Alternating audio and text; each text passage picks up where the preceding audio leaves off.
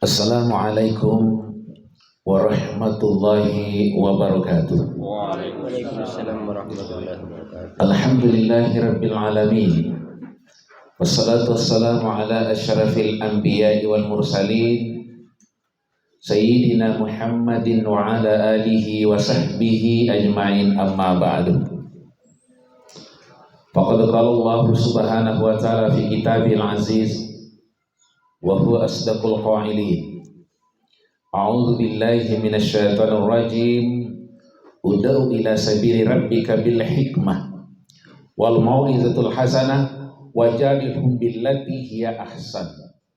Shadaqallahul azim wa ballagha rasuluhun nabiyul karim wa nahnu ala dzalika minasyahidin wasyakirin. Bapak pimpinan DNI Kabupaten Kolaka Utara yang sama-sama kita muliakan, sama-sama kita hormati, Bapak Kiai Muda Muhammad Tan SAG.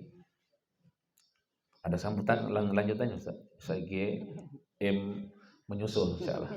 Amin. Bapak Kesra yang mewakili Kesra, Bapak Ustaz Zuhri SHI, yang beliau ini tadi sudah memaparkan banyak hal dan memang yang luar biasa. Beliau punya metode tersendiri mengajarkan ke umat itu cara membaca Al-Quran dengan gampang yang dipraktikkan di Masjid Agung. Saya juga kagum tuh. Kemudian ada Pak Kiai Muda Salihin. Beliau ini semua nih yang kiri kanan saya, ini kanan kiri saya, ini senior saya semua. Beliau senior saya. Luar biasa ketemu semua di sini ini. Kemudian para dai yang sempat hadir yang kita hormati, karena bapak-bapak yang hadir di sini sebagai seorang dai, para dai lah yang menyebabkan orang yang mati syahid masuk surga. Dan para dai lah yang menyebabkan orang yang hajinya mabrur masuk surga. Dan para dai lah orang yang menyebabkan orang kaya yang dermawan masuk surga. Dan para dai lah insya Allah akan masuk surga karena perannya sebagai dai. Amin. Ini tentu harapan kita semuanya. Saya kira karena sudah dibatasi tadi, tidak boleh lebih. Tapi kalau lebih mohon dimaafkan, kalau kurang ya alhamdulillah. Saya kemarin tidak bicara tentang strategi, saya langsung saja hantam. Kalau hari ini mungkin sedikit saya pakai bahasa strategi, dan ada yang menarik tadi. Kata-katanya, kata Pak Kesra, jangan menyinggung politik. Sementara saya disuruh bicara politik dakwah. Strategi dakwah itu politik dakwah, Pak. Strategi itu siasat. Jadi ternyata boleh kita berpolitik untuk dakwah, jangan berdakwah untuk tujuan politik. Artinya apa? Politik hanya merupakan instrumen dakwah, bukan dakwah yang menjadi instrumennya politik. Ini perlu diiyani Ustaz. Oleh karena itu, bagaimana dakwah-dakwah kita itu menarik, bagaimana dakwah-dakwah kita menyentuh, bagaimana dakwah-dakwah kita itu bisa mengajak, bukan mengejek, bagaimana dakwah-dakwah kita itu bisa merangkul, bukan memukul. Dakwah kita itu, sederhana Pak, tidak usah cari teorinya, cari orang kira-kira yang punya kemampuan memanage dakwah ini, tidak perlu, ada dalam Al-Quran tuh yang saya bacakan tadi. Siapa yang mengajar? Allah. Siapa yang diajar? Rasulullah. Coba kita lihat. Itu kan mufrad ya Ustaz. Dikhitab langsung kepada Rasulullah sallallahu alaihi wasallam. Kenapa langsung kepada Rasul? Karena Nabi itu patron dalam berdakwah. Bukan tidak. Ud'u ila sabili rabbika, bukan rabbikum. Kenapa? Tidak boleh terlalu banyak yang menjadi patron, bingung nanti yang ikut. Ikutan kita cuma Rasulullah SAW. Mau sukses dalam berdakwah, ikut Nabi. Hanya memang beratnya begini Pak. Yang pertama itu ada kalimat ana awwal wajibin ma amartukum bi. Ini yang berat nih. Saya, ya kata itu, apapun yang saya sampaikan, sayalah yang pertama pelakunya. Ini yang berat nih. Tapi kemarin Pak Kiai juga sudah ngomong di sana, tidak, harus kita yang menjadi pelaku pertama. Jadi ada trik yang paling menarik kemarin disampaikan, saya catat itu Pak Kiai, bahwa kalau kita menyumbang, kalau memang tidak bisa banyak, biar sedikit, yang penting setiap ada kotak amal di depan kita isi. Kan orang tidak perhatikan itu berapa yang kita isikan. Artinya sebagai dai kita harus tentukan sesuai dengan kadarnya kita, kemampuannya kita. Bahkan dalam menyampaikan dakwah itu juga, khatibin nasa ala qadri bi uqulihim. Itu jelas tuh, Pak. Jadi tadi ud'u ila sabili rabbika bil hikmah disampaikan kepada Nabi. Siapa yang sampaikan? Allah. Muhammad, kalau kamu berdakwah caranya yang pertama bijaksana. Bagaimana pola bijaksana itu? Bijaksana itu yang kamu sampaikan itu kira-kira orang semua tersentuh, bukan tersinggung. Kira-kira orang yang kamu sampaikan itu merasa diajak, bukan merasa diejek. Kira-kira dakwamu itu membina, bukan menghina. Dakwamu itu mendidik, bukan membidik. Dakwamu itu bersifat menghargai orang-orang yang mengikuti dakwamu, bukan merasa dicurigai. Jadi kalimat-kalimat seperti ini, kalau begini nih cara berdakwah kita itu, kita pola sedemikian rupa mengikuti baginda Nabi sallallahu alaihi wasallam, insya Allah dakwah kita kalau tidak berhasil hari ini, besok. Kalau tidak besok, lusa. Kalau tidak lusa, mungkin sampai meninggal tidak berhasil, anaknya nanti yang akan dapat dampaknya. Anaknya tidak bisa, boleh jadi cucunya. Itu yang dicontohkan oleh Nabi. Pak, salah satu contoh kan Nabi kita Muhammad SAW itu, ada seorang buta yang beliau kasih makan setiap waktu makan. Setiap dikasih makan, dia maki-maki. Nabi Muhammad yang kasih makan, dia maki-maki. Dia tidak tahu, namanya orang buta. Yang dia kasih makan, dia maki-maki. Marah kan Nabi? Tidak, Nabi sedang berdakwah, Pak. Itulah dakwah. Kita lain, kita juga biasa maaf, kadang-kadang juga mau balik begitu itu. Ada jamaah yang kurang ini jengkel sama jamaah, tegur langsung. Tersinggung jamaah tidak datang besoknya. Dakwah kita jelas tidak berhasil, pasti gagal. Nabi kita dimaki-maki terus, dia kasih makan, terus dia kasih makan. Begitu Nabi wafat, Abu Bakar bertanya kepada Aisyah, ya Aisyah, masih adakah perbuatan Nabi kita yang saya tidak ikuti? Ada, Abah. Apa itu? Beliau memberi makan pada salah satu, ini Yahudi, orang buta, tiap hari, tiap waktu makan. Maka Abu Bakar datang menggantikan. Begitu dia datang membawakan makanan, dia tanya, siapa engkau? Saya yang memberi makan kamu setiap hari. Pak, kedengarannya Abu Bakar berbohong tidak ini? Ya, berbohong Pak? Ya, ini bohong yang begini, ini strategi namanya. Karena Abu Bakar punya tujuan yang sangat penting di balik ucapannya itu. Ingin menunjukkan bahwa yang sesungguhnya yang dikasih kamu makan itu adalah orang lebih dari saya. Lebih dari Abu Bakar. Tidak, katanya, tidak sama perlakuannya seperti yang memberi makan setiap hari. Kalau begitu, itulah yang engkau yang memberi makan kepadamu itu telah tiada, yaitu baginda Rasulullah Muhammad SAW. Baru sadar ini orang buta ini. Jadi kau siapa? Saya yang pengikutnya. Saya yang mengikuti dia karena begitu baiknya dia. Sampai-sampai saya tidak bisa mengikuti kebaikannya. Menangis si orang buta ini, lalu kemudian menyampaikan kepada Abu Bakar, wahai Abu Bakar, dengarkan dan saksikan, asyhadu Allah ilaha illallah wa asyhadu anna Muhammadar Rasulullah. Kapan dia beriman, Pak? Kapan dia dapat hidayah? Apakah Nabi? Langsung, Nabi ini kan Nabi. Doanya didengar oleh Allah, diijabah oleh Allah. Kenapa Nabi tidak minta? Begitu dia berdakwah, semua orang yang didakwahi Islam semua, beriman semua. Apalagi kita.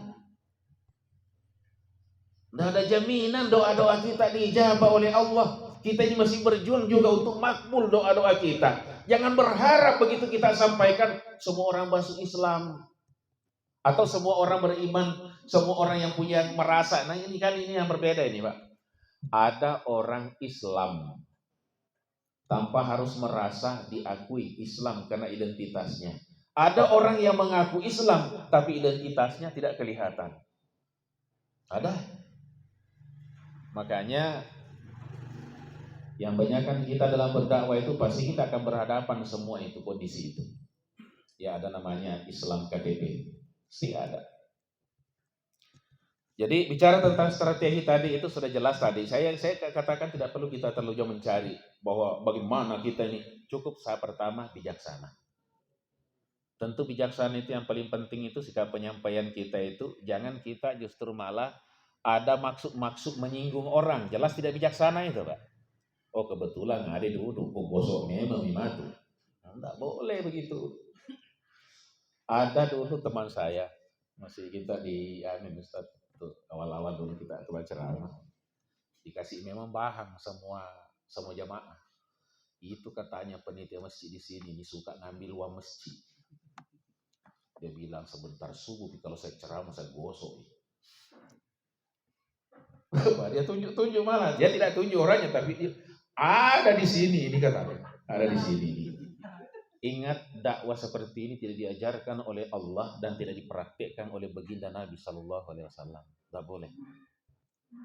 Lebih baik kalau ada yang begitu itu kita datangi silaturahim, kita diskusi baik-baik. Itu yang menarik itu. Makanya itu yang disebut dakwah bil mau'izah itu. Sifatnya tarbiyah. Tarbiyah itu one on one itu bagus tuh. Kita berhadapan langsung. Privat. Cepat itu orang tertarik itu. Saya pernah Pak mengalami di daerah Majapahit. Dulu waktu zamannya ada dulu masa. Masih ingat itu ada dulu zamannya masa. Kita juga di Majapahit itu bikin juga masa. Kita datangi orang, kita pokoknya kalau di tempat-tempat orang mabuk kita datangi. Akhirnya satu-satu berguguran ini masa, Pak. Banyak mengundurkan diri. Sisa berapa orang, Ki? Saya ini yang paling ditahu karena saya memang disuruh pimping. Saya yang didatangi mereka itu. Katanya, bahkan ada yang bacakan saya ayat. Apa dia bilang? Ada ayat yang dia baca begini. Innamal khamru wal maisir wal ansab Innamal khamru wal maisir wal azlamu wal ansabu rijasum mi amali syaitan. Dia sampaikan ke saya. Saya bilang kenapa balik kita minum, nah kita tahu itu. Dia bilang jadi kita katanya marah sama orang yang minum. Saya bilang saya tidak hanya menyampaikan supaya jangan. Ya saya juga tidak mau mengambil risiko daripada saya bilang marah tonjok Kak. Saya bilang tidak, saya hanya menyampaikan dan itu bentuk kasih sayang saya sama saudara. Akhirnya cair, sudah bubar. Tapi ini kan berlanjut menjelang bulan suci menjelang selesai ini waktu siara. Saya ajak salah satu masih ada sekarang ini ada namanya Ustadz Damris tuh. Ayo Ustadz kita silaturahim berdua. Jadi kita datangi itu orang-orang yang sakit hati sama kita. Datang ke rumahnya. Kita datanglah di rumah itu duluan yang bersangkutan tidak ada di tempat. Jadi duluan sarunya masuk di rumah daripada orangnya. Begitu dia lihat kita di dalam, dia lempar sayurnya masuk. Saya tahu katanya, memang saya ini orang tidak baik. Jadi waktu itu saya bilang begini, Pak, duduk dulu. Justru saya datang bertamu di sini, kan saya merasa datang sebagai keluarga. Kita diskusi. Alhamdulillah dengan dakwah itu, dia rajin sholat Jumat. Dia berjanji di depan kita bahwa insya Allah Ustadz Jumat nanti ini saya akan hadir sholat Jumat. Cuma dengan pendekatan begitu itu. Padahal Ustadz Damris nak kebi-kebi nak nasi kadek-kadek. Jangan orang cewek. Jadi saya kira ini nih salah satu bentuknya kira-kira. Jadi saya kira itu yang paling penting tuh. Pokoknya kalau tahapan-tahapan dakwah ini kita ikuti. Kemudian yang ketiga, wajadilhum billati hiya ahsan. Yaitu berdebat, kalau memang bahasanya debat, berdialog dengan cara yang baik. Bukan saling memojokkan, tetapi saling mempertahankan argumen untuk menunjukkan kebenaran. Karena kita ini bukan pemilik kebenaran. Tadi malam ada pertanyaan, makanya saya bilang insya Allah besok kebetulan saya ketemu para mubalik, saya mau tanya sama bapak-bapaknya, para ustaz. Ada pertanyaan tadi malam nih di tempat itu penrajing. Dia bilang, Ustaz, saya mau bertanya ini. Katanya kalau kita berwudu di kamar mandi batal wudu. Saya bilang, jangan dulu saya jawab. Kebetulan besok saya ketemu para ustaz. Saya mau jawab, mau tanya besok ustaz, nanti saya kasih tahu. Bagaimana ustaz ini? Kalau orang masuk di WC di kamar mandi berwudu batal wudu kan? Iya.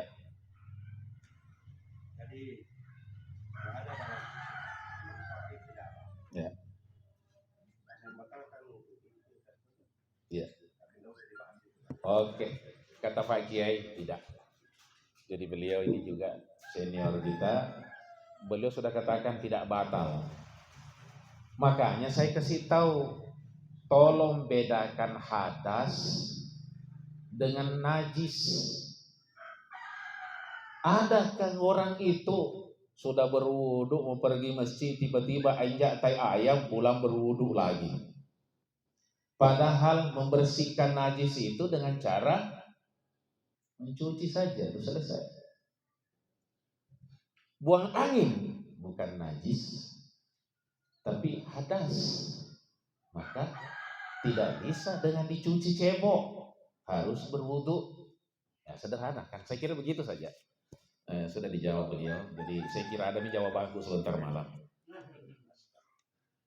Baik Pak ya, kemudian ini disinggung membangun kesadaran berzakat. Saya kira memang para dai semestinya ini yang menjadi kita ini perhatian utama kita. Kenapa?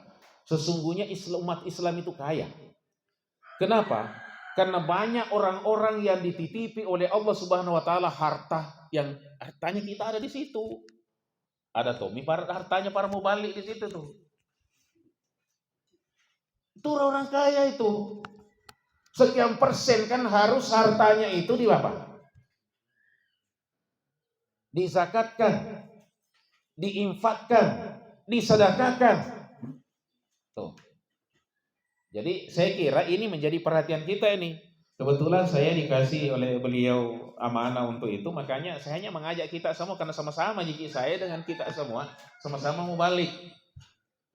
Ya bagaimana kita menjadikan perhatian utama ini supaya orang sadar berzakat. Karena tadi itu saya katakan bahwa karena mau baliklah haji, orang yang hajinya mabrur masuk surga. Karena mau baliklah orang kaya yang dermawan masuk surga. Ada kan kisahnya ceritanya itu? Di pintu surga 4 orang tuh berdesak-desakan merasa berhak lebih dulu masuk surga. Di antaranya haji mabrur, orang yang mati syahid, orang kaya dermawan, dan satu di antaranya adalah ustadz. Semua merasa berhak. Malaikat Jibril datang. Kenapa tuh? Berdebat persoalan mau masuk lebih duluan. Ini Pak, katanya kan orang yang masuk surga lebih dulu. Ini Pak, bukan Pak ya, karena Jibril itu kan tidak jelas, tidak disebutkan. Jangan lagi ada yang protes, saya salah sebut. Itu ucapan saya. Jadi katanya yang haji mabrur itu lebih dulu masuk surga. Kata siapa? Kata Ustaz. Kamu? Saya mati syahid. Terus orang yang mati syahid lebih dulu masuk surga. Kata siapa? Kata Ustaz. Kamu? Saya orang kaya yang dermawan. Katanya orang kaya yang dermawan itu lebih dulu masuk surga. Kata siapa? Kata Ustaz. Jadi kata kita semua nih. Oh, kalau begitu keputusan Ustaz, kamu yang duluan. Sudah terbayang Pak betapa bahagianya kita ini diberikan oleh Allah Subhanahu wa taala hidayah menjadi ustaz. Tidak gampang tuh. Tapi apa yang terjadi, ustadznya tahu diri, Pak. Yang membangun gedung, yang membangun tempat kita membina, yang membangun segala fasilitas itu adalah orang kaya. Saya ngerti, saya tahu diri. Saya persilahkan orang kaya. Jadi ustadznya yang memutuskan, persilahkan orang kaya masuk duluan. Adakah orang kaya yang hadir ini?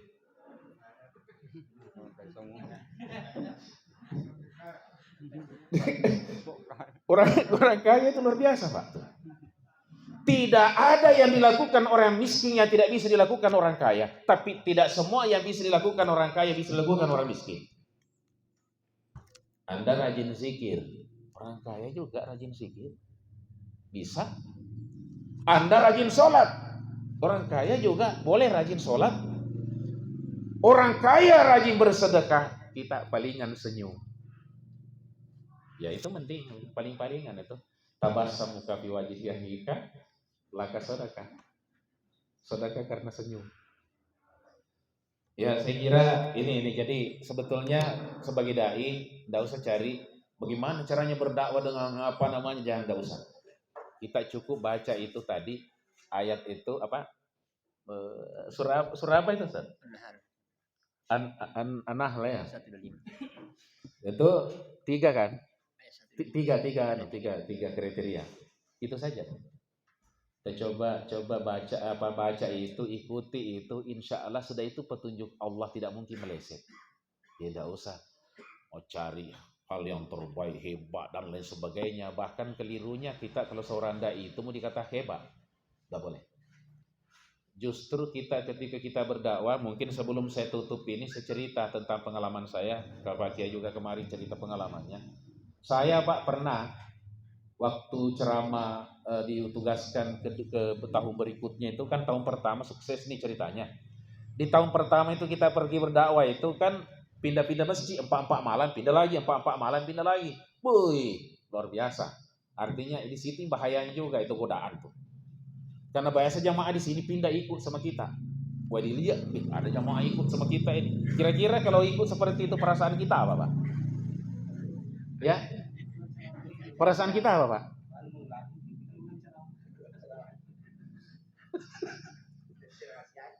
Sudah mulai ketahuan ya, mulai loyo kita tuh. Di tahun berikutnya saya ditugaskan satu masjid. 4 malam saya ceramah karena mulai malam pertama tidak semangat memang Mika. Saya bilang nanti di malam ke-9 saya mau bilang apa? Nah hanya 8 judul. Jadi malam pertama, orang pada ini kan tergantung baliknya, orang pada mulai tidur. Begitu malam ke ini, malam apa namanya, sesudah malam ke habis kan habis sudah judul. Malam keempat. Jadi saya besoknya, ya mungkin ini masuk strategi ya Pak. Saya besoknya pura-pura sakit. Masuk strategi dakwah kayak itu kira-kira. Hah? Tadi kan balik ya. Saya pura-pura sakit. Kenapa pura-pura sakit? Resiko berat. Sudah habis judul masih tinggal coba bayangkan baru 4 malam, Pak. Berapa malam lagi nih? Nah habis judul. Pura-pura sakit, penitia juga bukan orang bodoh, dibawanya saya ke puskesmas. Kesimpulan dokter saya sehat, hanya kecapaian. Jadi diminta oleh dokter bawa pulang Ustadz katanya supaya istirahat banyak karena sebentar subuh mau lagi ceramah. Maka waktu itu saya teringat pesannya Guru Ta. Kalau kita keluar itu, Anda itu tidak punya, sedangkan orang ulama seulama-ulamanya ulama, wa ma utitu minal ilmi illa qalila. Seulama-ulamanya ulama, wa ma utitu minal ilmi illa qalila. Kita tidak membawa ilmu, tapi kita ini hanya membawa diri kita dengan apa yang Allah titipkan ke kita. Apa yang saya baca? Saya kira mudah-mudahan kalau ada di antara kita punya pengalaman nanti yang sama. Itu saja. Ini pesan saya dan ini saya teruskan karena saya sudah rasakan ampuh ini. Apa yang saya baca, subhanaka la ilma lana illa ma 'allamtana innaka antal alimul hakim, la haula wala quwwata illa billahil aliyil azim. Ini potongan ayat ini siapa yang punya ucapan, Pak? Ya. Ucapannya siapa? Malaikat ya. Subhanallah, ilmu malaikat. Ketika malaikat disuruh sujud kepada Nabi Adam, lalu kemudian malaikat ini kan Apa ya? Sujud, pada sujud semua kan? Tidak ada malaikat itu yang bangun kecuali iblis. Iblis. Iblis tidak disuruh sujud, tiba-tiba muncul namanya di situ. Karena memang iblis itu ketahuan potongannya. Malaikat sujud. Apa yang menyebabkan malaikat mengucapkan itu? Subhanaka la ilma lana. Ketika malaikat itu seakan-akan tidak setuju kalau Allah menciptakan manusia di muka bumi yang menumpahkan darah bukan kerusakan. Allah mengatakan ini a'lamu ma la ta'lamun. Nah, wa 'allama Adam al-asma'a kullaha. Seluruh jenis nama-nama yang ada semua diajarkan kepada Nabi Adam. Ditanya malaikat, ini malaikat apa namanya? Enggak tahu. Ini apa? Enggak tahu. Makanya itulah subhanaka la ilma lana, karena dia tidak tahu. Nabi Adam disuruh jelaskan, lancar Nabi Adam jelaskan semuanya. Nah itu. Makanya gurunya malaikat itu siapa? Itulah makanya ihtiraman di guru, sujud. Penghormatan kepada guru disuruh sujud kepada gurunya. Coba kita lihat, Pak. Jadi artinya apa? Tidak perlu itu kita melihat orang muda dari kita, lalu kemudian kita ini sombong. Anak kemarin sore, jangan Pak. Mana dulu malaikat daripada Nabi Adam? Suruh belajar sama Nabi Adam. Bayangkan semua Nabi Adam tahu, hanya satu yang disisahkan Nabi Adam tidak dikasih tahu. Ada satu pohon. Sampai-sampai punya kesempatan iblis kasih nama. Karena Allah tidak kasih tahu Nabi Adam, akhirnya iblis yang kasih nama. Apa namanya lagi itu Ustaz itu dikasih iblis itu? Huldun. Huldi. Jadi kenapa dikasih huldi itu kan bahasa Arab ya. Artinya kekal. Jadi kasih nama pohon ini pohon kekal. Makanya kalau kau tidak makan, kau tidak kekal di dalam surga. Ih, kamu itu Adam bodoh sekali kamu. Banyaknya kamu tahu, kau tahu semuanya. Masa ini satu pohon kau tidak tahu? Kau tahu kan namanya ini Adam? Tidak. Ini huldi. Iya ya, iya, huldi ini. Kalau kau makan, kau kekal di surga. Makanya kau dilarang. Nabi Adam tetap. Nabi Adam itu Pak imannya mantap. Allah larang. Wala takrabah hazihi syajarah. Coba ini kita nih. Mohon maaf ada Pak Kiai di desi kali ini saya ini. Kan kelihatan di awal itu Pak. Uskun anta. Wasaujuka dalam kalimat umumnya itu kalau maaf ini Ustaz. Kalau sudah ada kata-kata uskun masih perlu ada anta. Tafadhal anta ijlis kan tidak perlu Pak ya. Tafadhal ijlis, enggak usah pakai anta. Kenapa uskun anta?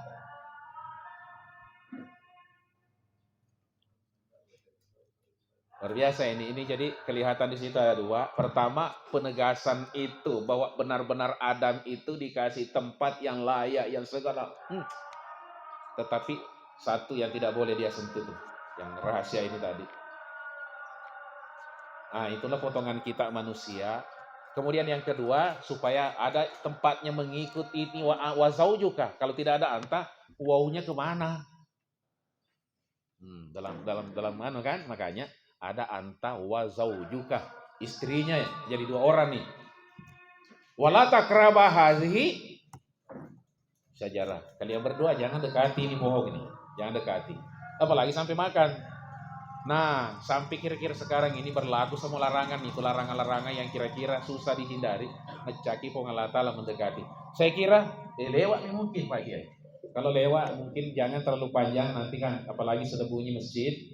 Saya kira intinya para dai, insya Allah kita akan terjun nanti di bulan suci Ramadan ini kembali mengulang-ulang surah An-Nahl tadi itu. Kita baca 3 saja kriteria itu yang kita pakai. Insya Allah selamat berdakwah. Jangan pernah melepaskan itu, karena itu perintah Allah, petunjuk Allah yang diajar langsung kepada Nabi Muhammad. Contohnya kita berdakwah adalah Nabi Muhammad. Selain daripada itu tidak perlu kita merasa. Tidak bisa lagi. Jadi sudah saya ingin kunci itu, kata kunci mau dalam berdakwah itu sukses itu tidak hari ini Pak, tidak besok, tidak lusa. Sukses itu butuh proses panjang. Mungkin setelah kita tiada, tapi apa yang pernah kita sampaikan masih terngiang-ngiang di telinga orang yang pernah mendengarkan karena ketulusan kita menyampaikan. Dan yang pertama tentunya kita ikhlas menyampaikan risalah Islamiyah, dan yang kedua kita yakin apa yang kita sampaikan sehingga insya Allah tidak ada keraguan menyampaikan kepada memang objek dakwah kita. Saya kira untuk sementara sekian dan demikianlah. Terima kasih dan mohon maaf. Wassalamualaikum warahmatullahi wabarakatuh.